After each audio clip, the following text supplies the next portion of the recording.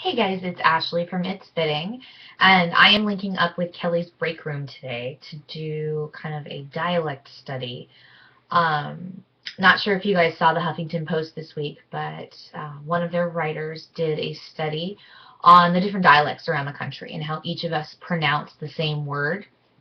So Kelly's having everyone link up with a video of how you pronounce the list that he did the study of. So should be kind of interesting.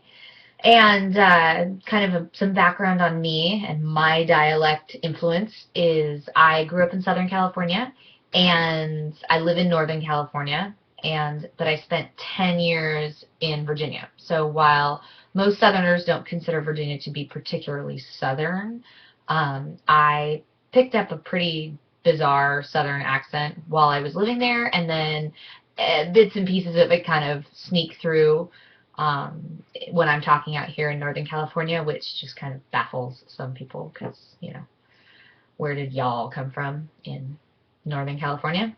No idea.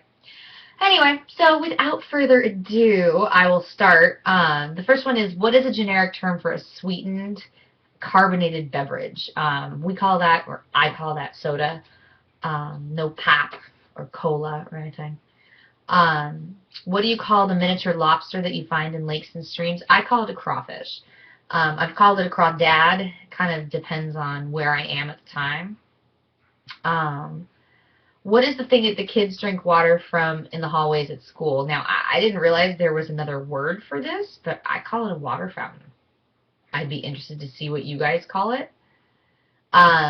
What do you call the rubber-soled shoes that you wear to the gym? I call them sneakers. I've heard them called trainers. Sometimes I'll call them kicks. That might just be me being weird. Does someone cut the grass, cut the lawn, mow the grass, or mow the lawn? We say mow the lawn. It doesn't happen all that often, but when it does, we mow the lawn. What's the general term for the big road where people drive really fast? So I call it a highway, but if you've ever been to the West Coast, you'll know that not only do we call it a highway, we call it the highway. So it's the 101 and the 405, and I don't know why people on the East Coast find that kind of annoying, and I just think it's hysterical because apparently our highways are so important that they need an article in front of them. The 101 is amazing.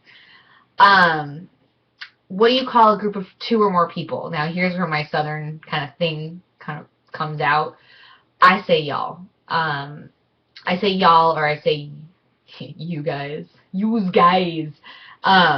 You guys, probably, but definitely when I've been drinking, oh, yeah, I say y'all a lot.